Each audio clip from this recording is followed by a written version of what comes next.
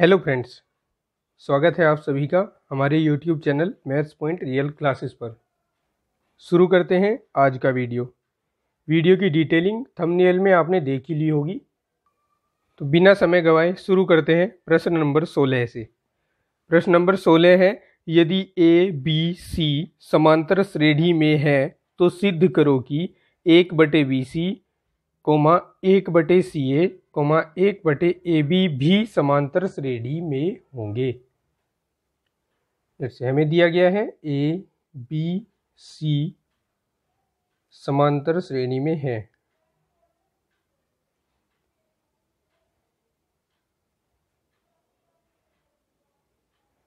और सिद्ध हमें करना है इस क्वेश्चन में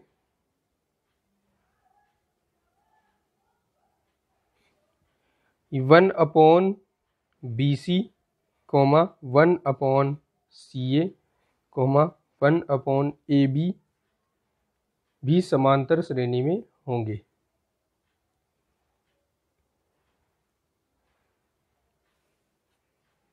तो इस क्वेश्चन को कैसे करना है देखिए।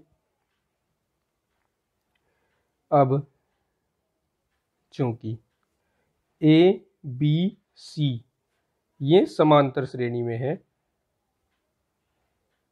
समांतर श्रेणी, या फिर हम इसको एपी लिखते हैं, अरिथमेटिक प्रोग्रेशन, समांतर श्रेणी में है। अब यदि कुछ संख्याएं या कुछ पद समांतर श्रेणी में हो और हम उनमें समान पदों से गुणा कराएं या भाग कराएं, समान पद जोड़ें या घटाएं, तो ये क्रियाएं करने के बाद भी जो पद मिलते हैं वो भी समांतर श्रेणी में ही होते हैं।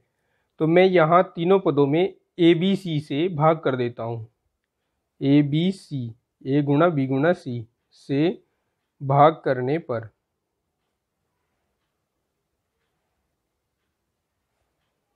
ए में भाग कर देता हूँ ए बी सी की, बी में भी ए बी सी की, और सी में भी ए बी सी की भाग कर दी।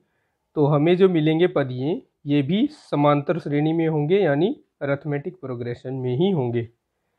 अब यहाँ ए से ए कैंसिल हो जाएगा, बी से बी, और इस पद में सी से सी कैंसिल हो जाएगा। तो हमारे पास यहाँ से बचेगा 1/BC, 1/AC, और इस तीसरे पद में बचेगा 1/AB। ठीक है, ये भी हमारे पास AP यानी समांतर श्रेणी में होंगे, और यही तो हमें प्रूव करना था। आप देख सकते हैं यहाँ पर 1/BC, इसमें CA लिखा गया है, तो यहाँ पर जो गुणनफल है वो कर्म विनिमय होता है, चाहे आप CA लिखें या AC लिखें, दोनों एक ही बात होती है। तो ये हो गए समांतर श्रेणी में, और ये हो गया प्रूव इस क्वेश्चन का। चलिए बढ़ते हैं नेक्स्ट क्वेश्चन नंबर 17 की ओर। देखिए प्रश्न नंबर 17, यदि ए बी सी समांतर श्रेणी में है तो सिद्ध करो कि B+C, C+A, A+B भी समांतर श्रेणी में है। यहाँ पर हमें जो दिया गया है वो इस तरह से है कि ए बी सी हमें दिए गए हैं समांतर श्रेणी में, यानी AP में, और हमें जो सिद्ध करना है, टू शो, हमें यहाँ सिद्ध करना है या दिखाना है कि B+C, C+A, A+B ये भी समांतर श्रेणी में ही होंगे। राइट, तो देखिए अब यदि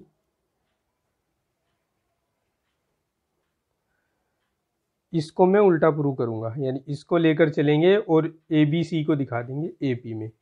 अब यदि B+C, C+A और A+B ये AP में होंगे, तब सिद्ध करना होगा, सिद्ध करना है कि ABC भी समांतर श्रेणी में है। और इसका मीन क्या हो गया? इसका मतलब हो गया कि 2B = A+C, यानी बीच के पद का 2 गुना पहले और दूसरे के योग के बराबर। ठीक है, अब यहाँ से लेते हैं। देखो, अगर ये तीनों पद AP में है तो इनका सारवंतर बराबर होगा। अर्थात अगर हम दूसरे पद में से पहले पद को घटाएं, यानी c प्लस a में से हम b प्लस c को घटाएं इसमें से इसको, तो ये बराबर होगा तीसरे पद में से दूसरे पद को घटाने पर जो भी बचेगा उसके, a plus B minus C plus A. ठीक है, यहाँ पर ये ब्रैकेट हटाइए और माइनस का मल्टीप्लाई अंदर कीजिए, माइनस बी माइनस सी, और यहाँ a प्लस बी, यहाँ माइनस सी माइनस ए होगा। अब हम देख सकते हैं यहाँ c से c कैंसिल हुआ और यहाँ a से a कैंसिल हुआ, यहाँ से बचा a माइनस बी और यहाँ से बचा b माइनस सी।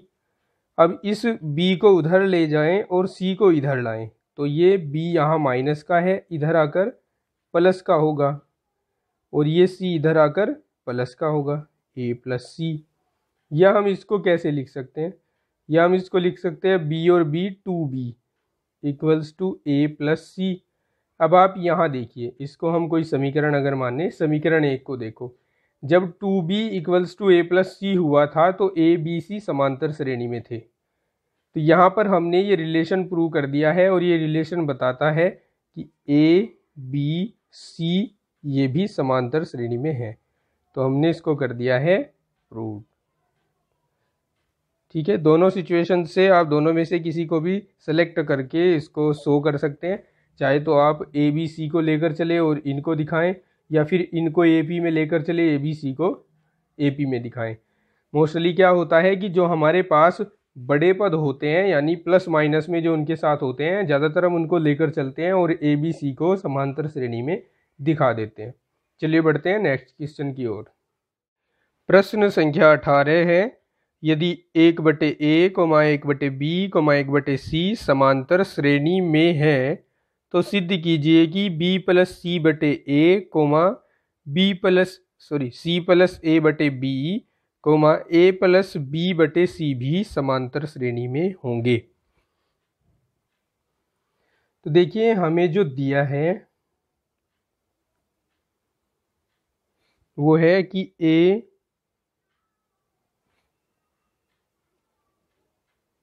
1/a, 1/b और 1/c ये समांतर श्रेणी में है, AP में है। तो सिद्ध करना है हमें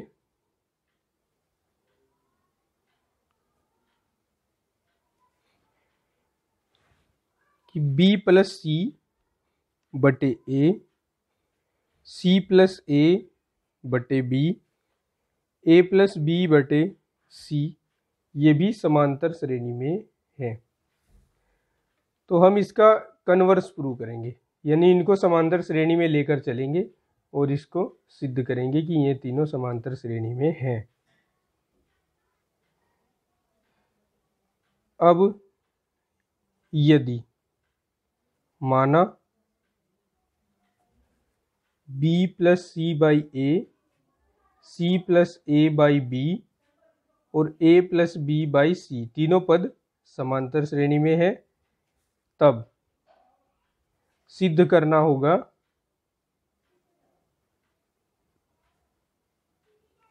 कि 1/a, 1/b और 1/c भी समांतर श्रेणी में हैं। राइट, अब देखिए,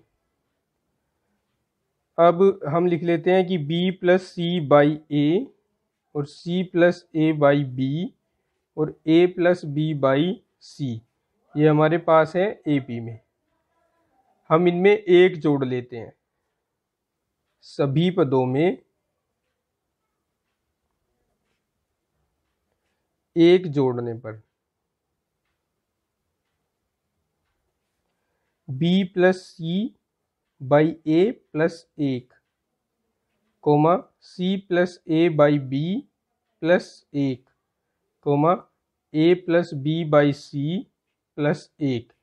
अब ये जो हमने एक जोड़ने के बाद पद प्राप्त किए हैं ये भी समांतर श्रेणी में ही होंगे। अब हम यहाँ पर एलसीएम लेते हैं, इसका एलसीएम a होगा, तो इसको हम लिख सकते हैं b plus c plus a की गुणा 1 के साथ a हो जाएगा। इसका एलसीएम b होगा, तो सी प्लस ए प्लस बी एकम बी, और सी एलसीएम तीसरे पद में ए प्लस बी प्लस सी की गुणा 1 के साथ, ये भी समांतर श्रेणी में ही होंगे। अब इसको मैं ऐसे लिख दूं, क्योंकि जो हमारे पास योग की प्रक्रिया होती है, योग की क्रिया, वो कर्म विनिमय होती है। इसका हम कर्म बदल सकते हैं, तो इसको हम लिख सकते हैं या A plus B plus C by A, यहाँ लिख देता हूँ A plus B plus C by B, और यहाँ A plus B plus C तो ऑलरेडी है ही अपॉन सी, ये भी समांतर श्रेणी में होंगे। अब मैं देख रहा हूँ कि a प्लस बी प्लस सी तीनों पदों के साथ आया है, तो मैं इस श्रेणी के सभी पदों को a plus B plus c से भाग दे दूंगा। यहाँ a plus B plus c से सभी पदों को भाग देने पर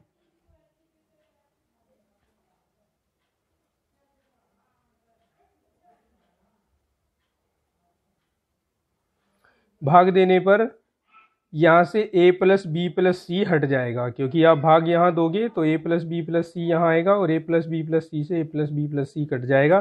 तो पहले पद से बचेगा 1/a, दूसरे से 1/b, और तीसरे से 1/c। और अभी मैंने आपको बताया कि जब भी आप समान संख्या से या समान पद से या समान अचर से किसी समांतर श्रेणी के पदों को भाग करेंगे तो प्राप्त होने वाले नए पद भी समांतर श्रेणी में ही होंगे, और यही हमें करना था यहाँ पर सिद्ध। राइट, आई होप कि आप समझ रहे होंगे। चलिए आगे बढ़ते हैं। प्रश्न संख्या 19 है, यदि b plus C by A, C plus A by B, A plus B by C समांतर श्रेणी में है तो सिद्ध करो कि 1/a, 1/b और 1/c भी समांतर श्रेणी में होंगे। तो same as the question number 18, जिसमें हमने जो व्युत्क्रम मानकर इसका किया है, यहाँ व्युत्क्रम भी मानने की आवश्यकता नहीं है।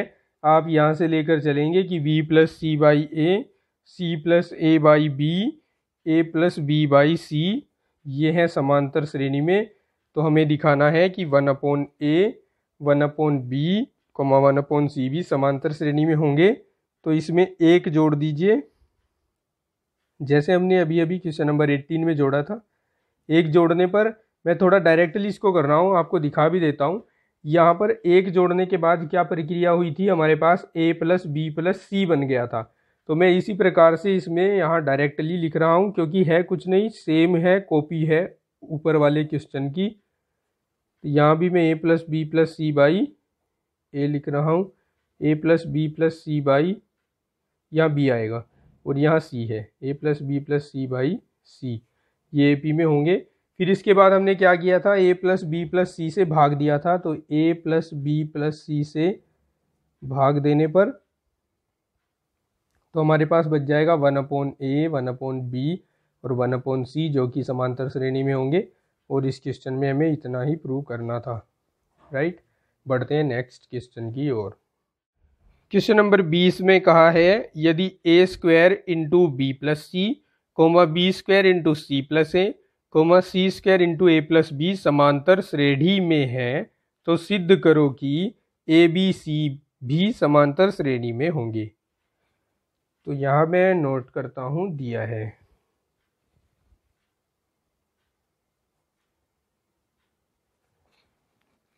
a² बी प्लस सी, b² सी प्लस ए, c² ए प्लस बी, ये है समांतर श्रेणी में।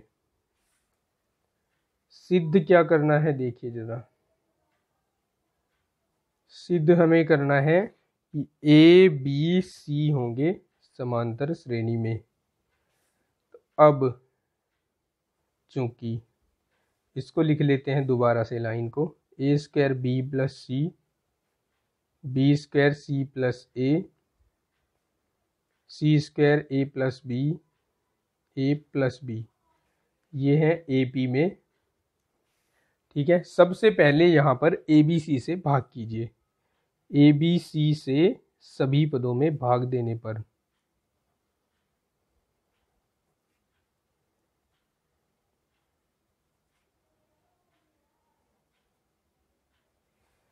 ये हो जाएगा a²b+c अपॉन abc।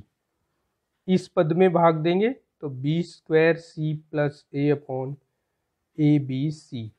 तीसरे पद में भाग देंगे तो a² इंटू a+b और अपॉन abc हो जाएगा। अब समान संख्याओं से भाग दी है तीनों पदों में, तो नए पद भी समांतर श्रेणी में होंगे। a² से ये a कैंसल, b² से और c की पावर से ये वाला c कैंसिल, राइट। यहाँ a बच रहा है और नीचे bc। a की गुणा कराइए ab plus ac upon bc। b की गुणा कराइए ब्रैकेट में bc plus ab upon ac। c की गुणा कराइए ब्रैकेट में ac plus bc upon ab। ये भी तो समांतर श्रेणी में ही होंगे, राइट। अब इनमें एक जोड़ लेते हैं, सभी पदों में एक जोड़ने पर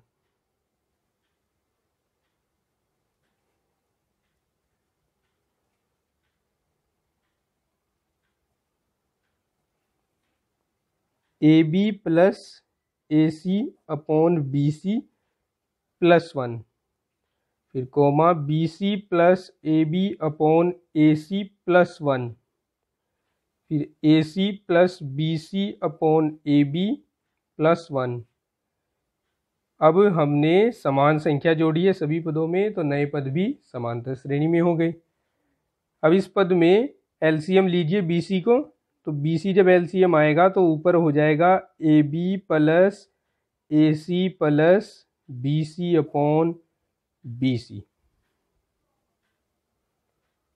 यहाँ bc प्लस ab, ac इसका एलसीएम है तो एक के साथ गुणा होगी ac की, ac आ जाएगा। ac plus bc plus ab की गुणा एक में, तो ab अपॉन ab, ये भी समांतर श्रेणी में होंगे। अब हम देख रहे हैं ab plus bc plus ac, ab plus bc plus ac, ab plus bc plus ac। ये एक ही पद तीनों पदों में आया है, ठीक है। तो हम यहाँ लिखते हैं ab plus bc plus ac से सभी पदों में भाग करने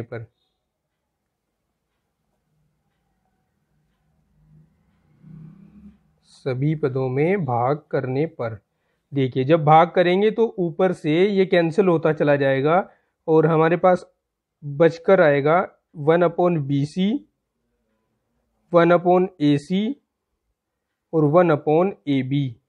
ये भी समांतर श्रेणी में ही होंगे। लेकिन हमें सिद्ध क्या करना है, हमें सिद्ध करना है abc समांतर श्रेणी में है, तो अब हम इसमें abc से गुणा करेंगे, सभी पदों में गुणा करने पर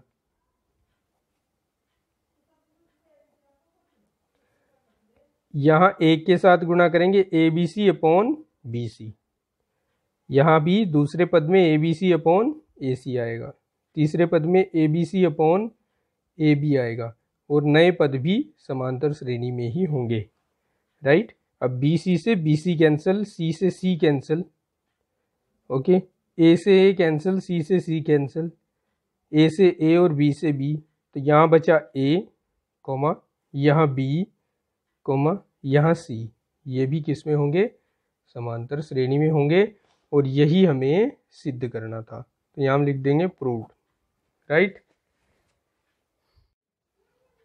प्रश्न संख्या 21, इसमें कहा है कि यदि ABC समांतर श्रेणी में हो तो सिद्ध करो कि a माइनस सी का होल स्क्वायर इक्वल होगा 4 into b square minus AC। आइए देखते हैं इसको कैसे सोल्व करना है, सिद्ध करना है। हमें दिया है ए बी सी समांतर श्रेणी में है और सिद्ध करना है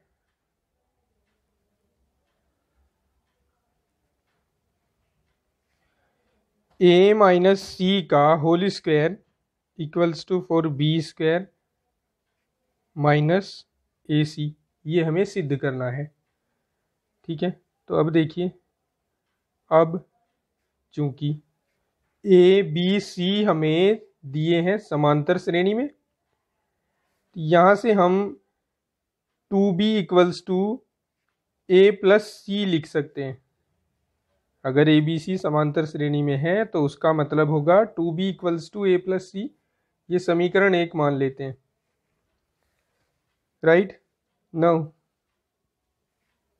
टू प्रूव, अब हमें जो सिद्ध करना है, now to prove A minus सी का whole square equals to 4b² minus A C, इसका हम RHS ले लेते हैं पहले। तो RHS हो जाएगा 4 into b² minus A c.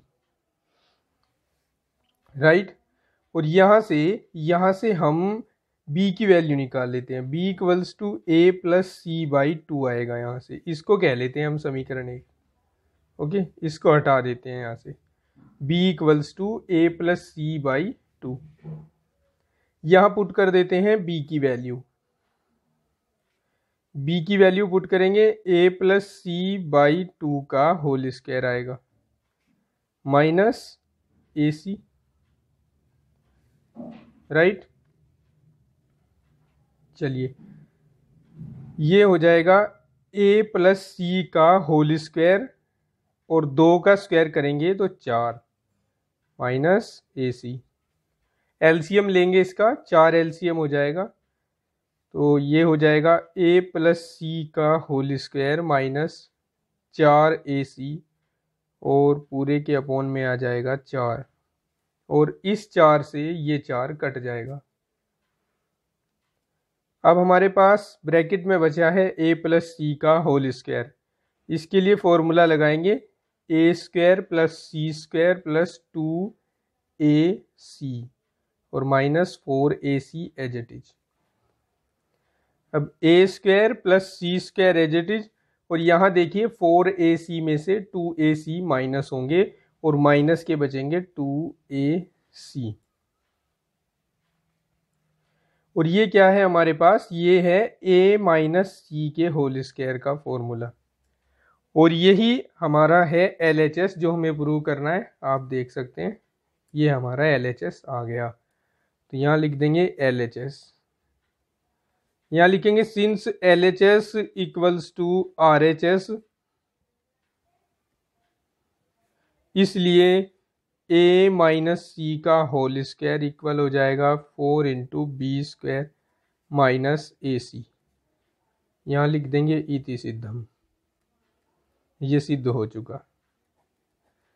Right,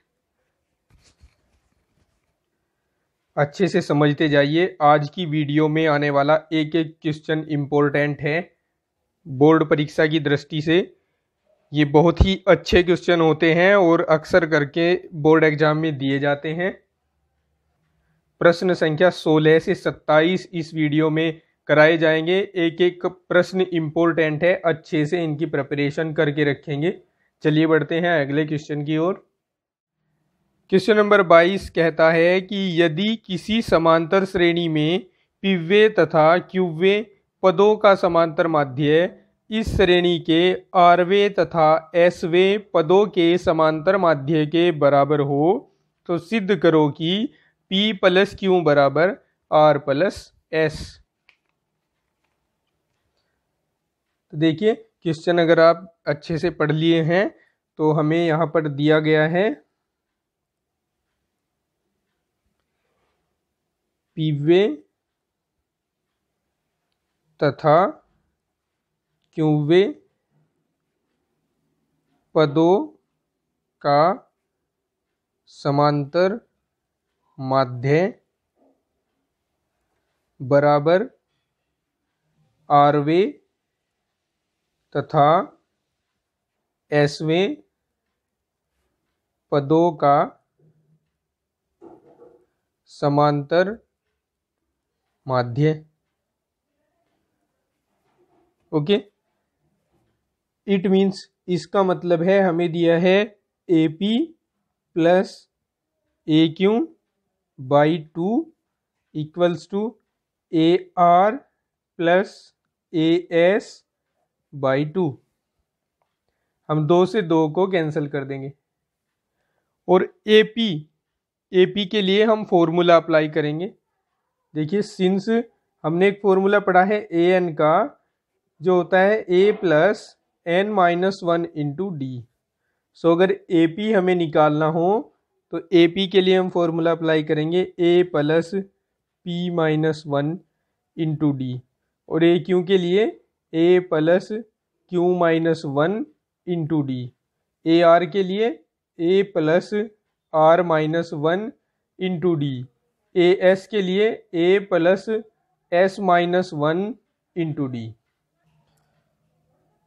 A से ये वाला A कैंसिल, इस वाले A से ये वाला A कैंसिल, D की मल्टीप्लाई कराइए, PD माइनस D प्लस यहाँ पर D की मल्टीप्लाई ब्रैकेट में कराइए QD माइनस D इक्वल यहाँ D की मल्टीप्लाई कराइए RD माइनस D, यहाँ भी मल्टीप्लाई कराइए SD माइनस D। अब इस वाले D से ये वाला D कैंसिल, इस वाले D से ये वाला D कैंसिल, तो यहाँ बचा PD plus QD equal RD plus SD। D common लीजिए, D into P plus Q आ जाएगा, और इधर से D कॉमन लीजिए, D into R plus S आ जाएगा। D से D भी कैंसिल हो जाएगा, तो हमारे पास बचेगा P plus Q equals to R plus S, और यही तो है जो हमें सिद्ध करना था। प्रूव्ड। बढ़ते हैं नेक्स्ट क्वेश्चन की ओर। Question number 23। यदि किसी समांतर श्रेणी के पदों की संख्या विषम हो तो सिद्ध करो कि उनका मध्य पद प्रथम पद तथा अंतिम पदों के समांतर माध्य के बराबर होगा। हमें क्या सिद्ध करना है कि किसी विषम पदों वाली श्रेणी का मध्य पद उसके प्रथम पद और उसके अंतिम पद के समांतर माध्य के बराबर होगा। तो फ्रेंड्स, जब भी हम विषम पदों वाली समांतर श्रेणी में पदों की संख्या लेंगे तो लेंगे 2n+1। तो सबसे पहले हम इसी बात को लिखेंगे इसके सॉल्यूशन में।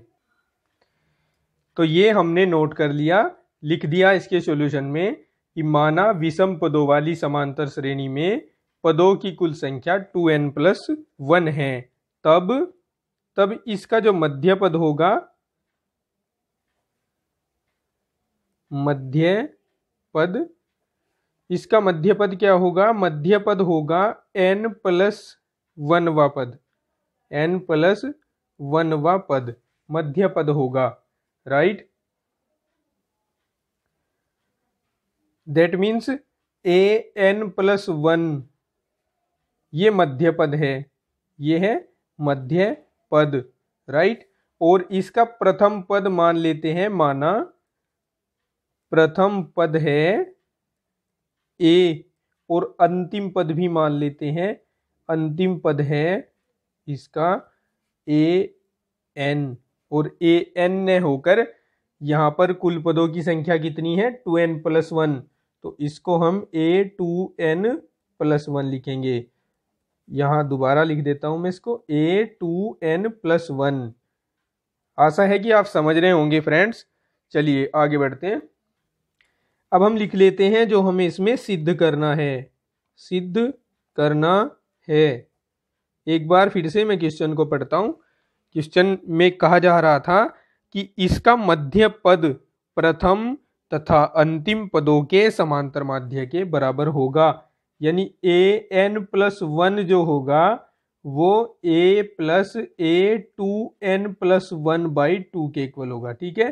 प्रथम पद और अंतिम पद, और इनका समांतर माध्य निकालने के लिए हमने बाई 2 किया इसको, तो इन दोनों की वैल्यू इक्वल आनी चाहिए, राइट। अब हम पहले an+1 निकालेंगे, a2n+1 निकालेंगे, फिर इसकी RHS ले लेंगे, RHS और LHS दोनों को इक्वल दिखाएंगे, राइट। नाउ LHS ये होगी an+1, इसके लिए a+n+1 -1 इंटू डी, राइट। चूंकि हमने क्या पढ़ रखा है, चूंकि हमने पढ़ा है कि अगर nवा पद हमें निकालना हो तो a+n-1 इंटू डी हम फॉर्मूला यूज करते हैं, इसलिए हमें n+1वां पद निकालना था तो a+n+1 -1 इंटू डी हमने यहाँ यूज किया। 1 से 1 कट जाएगा और हमारे पास बचेगा a+n इंटू डी, राइट। ये तो है इसकी LHS। अब करते हैं RHS के लिए बात। तो RHS देखिए, RHS के लिए हमें क्या लेना है, a+a2n+1 और बाई 2, राइट। a की वैल्यू तो a ही रहेगी। a2n+1 की वैल्यू देखिए क्या होगी, इसको मैं ब्रैकेट में लिख रहा हूं यहाँ पर, ये होगी a+2n+1 -1, n की जगह 2n+1 और -1 और इंटू डी, राइट, ये होगी, और बाई 2। अब ये थोड़ी सी जो जगह बची है इसका मैं यूज कर लेता हूँ यहाँ पर। अब देखिए आप ज़रा, यहाँ 2-3 काम एक साथ करेंगे, नहीं तो मुझे पेज पलटना पड़ेगा और दिक्कत होगी, ठीक है। देखिए अब a और a जुड़कर कितना होगा, 2a होगा। यहाँ 1 से 1 कट जाएगा और 2n की गुणा d के साथ, तो प्लस 2n d बाई 2 हो जाएगा, राइट। अब यहाँ से दोनों पदों में 2 दिख रहा है हमें, 2 को हमने ले लिया कॉमन, तो ये a+n_d बच जाएगा ब्रैकेट में, बाई 2 हो गया, 2 से ये 2 कट गया। अब हमारे पास बचा क्या, a+n_d, ये RHS का मान है। LHS भी तो a+n_d ही है, तो इस तरह से LHS बराबर RHS हो गया और ये क्वेश्चन हो गया प्रूव। यहां लिखेंगे इस प्रकार LHS बराबर RHS, अतः विषम पदों वाली समांतर श्रेणी का मध्य पद बराबर होगा प्रथम पद व अंतिम पद का समांतर माध्य, राइट। यहां लास्ट में ये लिख देंगे और आंसर लिख देंगे, राइट। बढ़ते हैं नेक्स्ट क्वेश्चन की ओर। क्वेश्चन नंबर 24, यदि किसी समांतर श्रेणी के पदों की संख्या सम हो तो सिद्ध कीजिए कि उसके दो मध्य पदों का समांतर माध्य प्रथम तथा अंतिम पदों के समांतर माध्य के बराबर होगा। कुछ पहले जैसा ही प्रश्न है, बदलाव क्या है कि इसमें विषम संख्या वाली श्रेणी की जगह सम संख्या वाली श्रेणी आ गई है। इसके लिए भी मैं बताता हूं आपको, चलिए ये बात आपको याद रखनी है और नोट करनी है जो मैं शुरू में लिखवा रहा हूं। इसमें देखिए सॉल्यूशन में पहले ही हमें बताना है कि सम पदों वाली समांतर श्रेणी में पदों की संख्या है 2n, तब nवा पद और n+1वां पद इसके दो मध्य पद होते हैं, ठीक है। ये बात आपको नोट कर लेनी है और याद रखना है आपको, जब भी ऐसे क्वेश्चन पूछे जाएंगे तो आप सम पदों वाली समांतर श्रेणी में पदों की संख्या को 2n ही मानेंगे और nवा पद और n+1वां पद मध्य पद होंगे। तब सिद्ध करना है, सिद्ध देखिए क्या करना है कि दो मध्य पदों का समांतर माध्य। अर्थात ये एनवा पद है हमारे पास ए एन, और ए एन प्लस 1, इनके समांतर माध्य की अगर बात की जाए तो 2 से भाग दे देंगे जोड़कर दोनों को। ये बराबर होना चाहिए प्रथम पद और अंतिम पद। अंतिम पद देखिए इसका क्या होगा, 2n पदों तक है ये श्रेणी, तो a2n और बाई 2 होगा। ये इसमें हमें सिद्ध करना है। तो चलिए ले लीजिए इसका LHS, an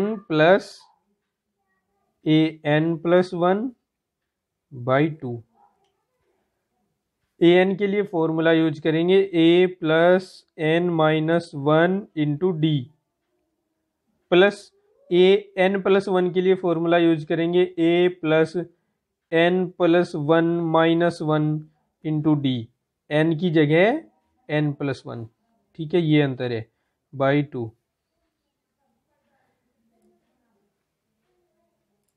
a और a जुड़कर हो जाएंगे 2a, गुणा कराइए इसकी, ये plus n d minus d बचेगा, और यहाँ से 1 से 1 कट जाएगा तो बचेगा हमारे पास एन डी, ठीक है, और by 2, 2a plus n d और एन डी 2n डी हो जाएंगे, और माइनस डी बाई 2, राइट। अब अगर चाहें तो इसमें से d को कॉमन लेकर इसको हम लिख देंगे 2n minus 1 into D by 2। इसको यहीं रोकते हैं, RHS देखते हैं। RHS होगी a plus a2n by 2, a plus a2n के लिए फॉर्मूला लगाइए, a plus 2n minus 1 into D और बाई 2, a और a 2a हो जाएंगे, 2a plus 2n minus 1 into D by 2। और हम देख रहे हैं कि LHS और RHS दोनों सेम हो गई, तो हम यहाँ लिखेंगे since LHS equals to RHS, इसलिए अब यहां हम वो पूरा रिजल्ट लिखेंगे जो हमें क्वेश्चन में दिया हुआ है। 2 मध्य पदों का समांतर माध्य बराबर प्रथम व अंतिम पदों का समांतर माध्य। क्वेश्चन नंबर 25, इसमें कहा है यदि ए बी सी समांतर श्रेणी में है तो सिद्ध करो कि a into b plus c upon b c, b into c plus a upon C a, c into a plus b upon A b भी समांतर श्रेणी में होंगे। तो इस प्रश्न को भी हम कन्वर्सली प्रूव करेंगे, उल्टा प्रूव करेंगे, यानी हम लेकर चलेंगे जो हमें सिद्ध करना है और सिद्ध करेंगे जो हमें दिया हुआ है, राइट। तो हमें दिया हुआ है ए बी सी समांतर श्रेणी में है, इसको हम सिद्ध करेंगे, और जो हमें सिद्ध करना है उसको हम दिया है लेकर चलेंगे, ठीक है।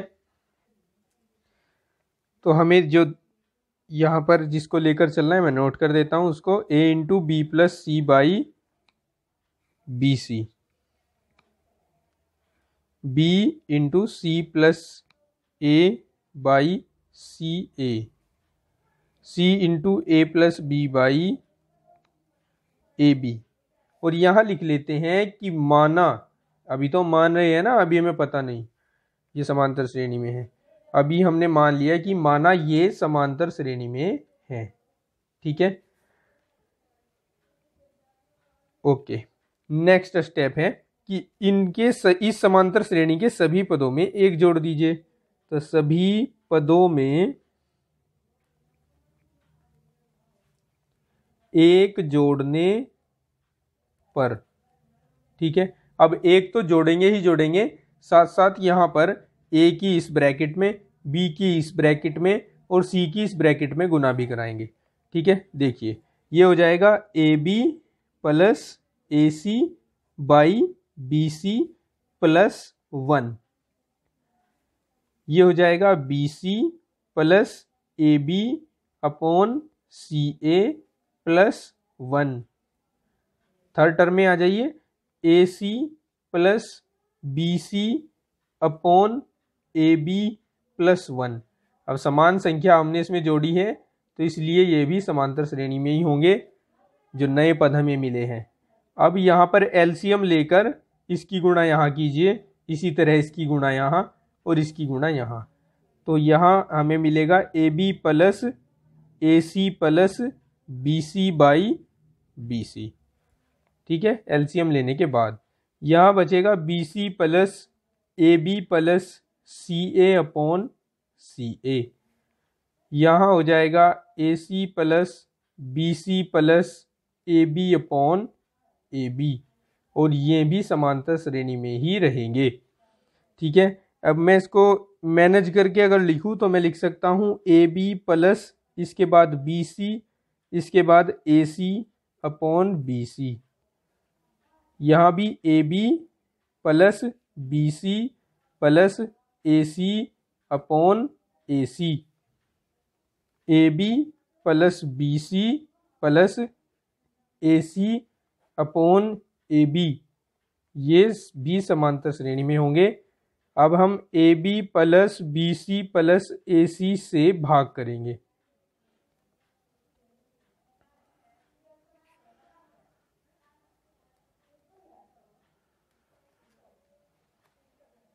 ठीक है, इससे भाग कर दीजिए तो हम देखेंगे कि सब में भाग करने से ये कट जाएगा और हमारे पास बचेगा 1 अपॉन बी सी, 1 अपॉन ए सी और 1 अपॉन ए बी। ये समांतर श्रेणी में होंगे। लेकिन हमें सिद्ध क्या करना है? हमें तो सिद्ध करना है कि ए कोमा बी कोमा सी समांतर श्रेणी में है। तो हम उसके लिए क्या करें, हम ए बी सी से गुणा करा दें, क्योंकि बी सी से बी सी कट जाएगा तो ए रह जाएगा, इसी तरह यहाँ बी रह जाएगा, इसी तरह यहाँ सी रह जाएगा। तो लिखते हैं ए बी सी से गुणा करने पर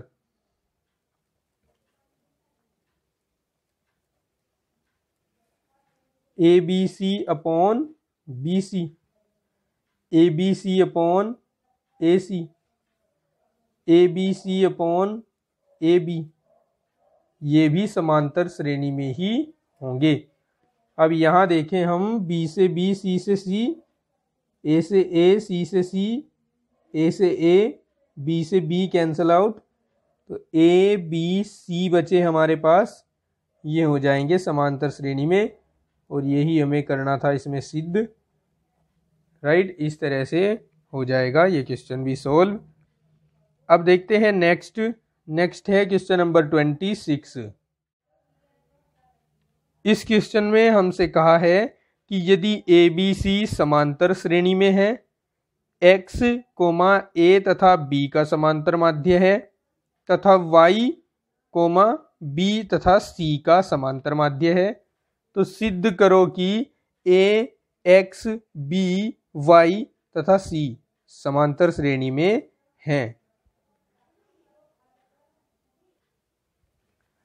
चलिए करते हैं इसका सॉल्यूशन। लिख लेते हैं, हमें जो दिया हुआ है, हमें दिया है कि ए बी सी ये हमारे पास समांतर श्रेणी में है। अच्छा, यहाँ एक लाइन छोड़ते हैं, फिर लिखते हैं एक्स कोमा ए तथा बी का समांतर माध्य है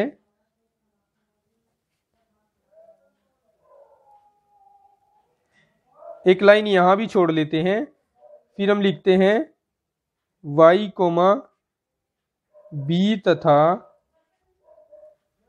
c का समांतर माध्य है।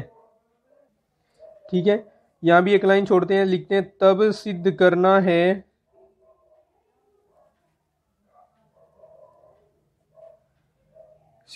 है ए एक्स बी वाई सी ये होंगे समांतर श्रेणी में, अरिथमेटिक प्रोग्रेशन में।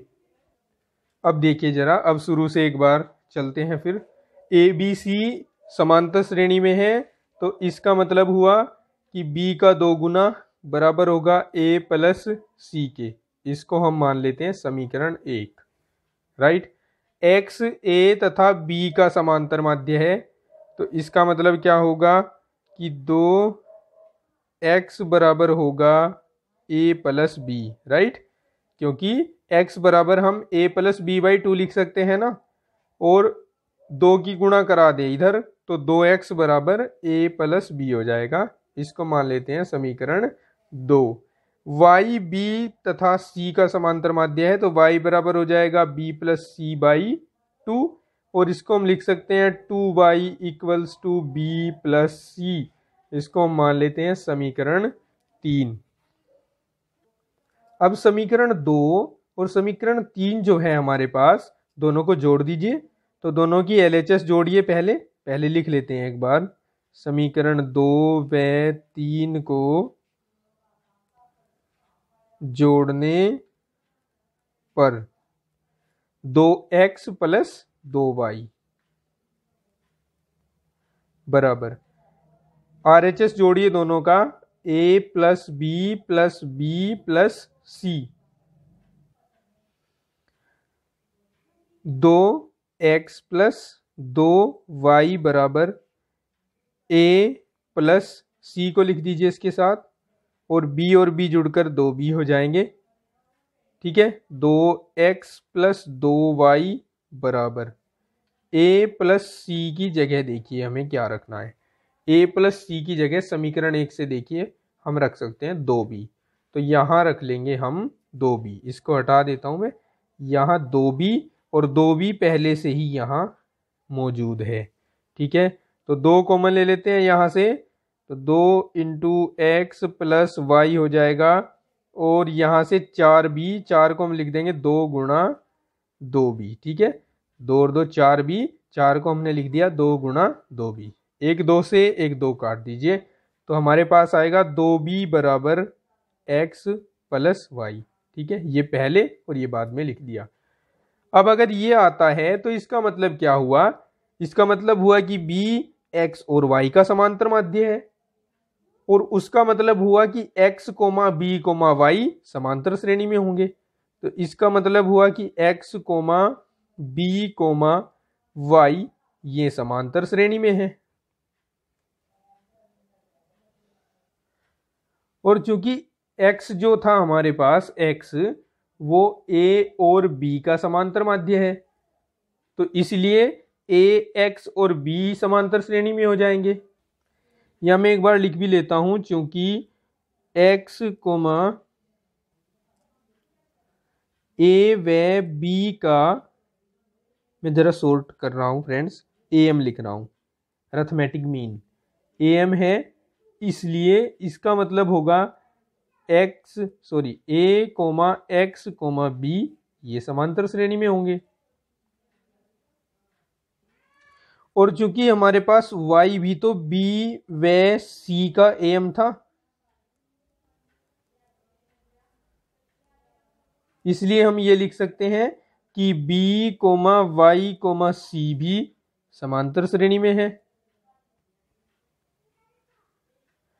अब देखिए जरा, b x और y का समांतर माध्य हो गया, फिर x a और b का समांतर माध्य हो गया, फिर y b और c का समांतर माध्य हो गया। तो इसका मतलब क्या हुआ? इसका मतलब हुआ कि a, x, b, y, c सभी समांतर श्रेणी में है, और यही हमें इसमें सिद्ध करना था। ओके, आई होप कि आप समझ रहे होंगे। चलिए बढ़ते हैं क्वेश्चन नंबर 27 की तरफ। क्वेश्चन नंबर 27 है कि यदि a square, b square, c square समांतर श्रेणी में है तो सिद्ध करो कि 1/b प्लस सी, 1/c प्लस ए, 1/a प्लस बी समांतर श्रेणी में होंगे। तो इसको भी हम कन्वर्सली ही प्रूव करेंगे। हम लेकर चलेंगे कि 1/b प्लस सी, 1/c प्लस ए, 1/a प्लस बी समांतर श्रेणी में है, ये मानकर चलेंगे और सिद्ध कर देंगे कि a स्क्वायर, b स्क्वायर और c स्क्वायर समांतर श्रेणी में है।